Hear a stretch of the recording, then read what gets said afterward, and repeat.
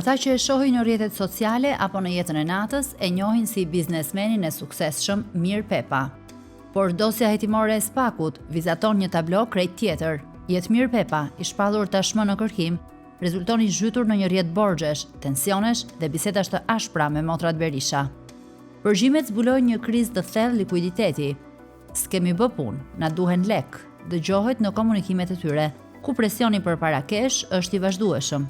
Edhe pse në biseda përmenden pasuri përrallore, si 100 hektar tokë të lëmpeng, realiteti i palëve mbetet i rënduar. Borxhe në çdo vend dhe vrap pas çdo pune për të siguruar mbijetesën. Ajo që e bën këtë dosje edhe më sensitive është përmendja e emrave të përveçëm. Në një nga fragmentet flitet për pagesa specifike për të siguruar favore.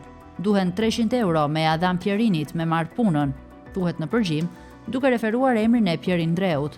Këto biseda ngren pikpyetje të forta mbi natyrën e punëve që kërkonin pagesa të tilla paraprake. Përplasjet nuk mungojnë as për mënyrën e shpenzimit të parave. Pepa i akuzon motrat Berisha se i prishin lekët për truproja, ndërsa vetë rezultoni përfshirë në ngjarje të dhunshme, atentate dhe konflikte publike.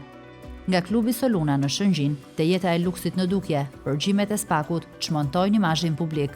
Pas fasadës, shihet një botë borxhesh, ku krimi, biznesi dhe politika ndërthure në një bisedë të vetme për para.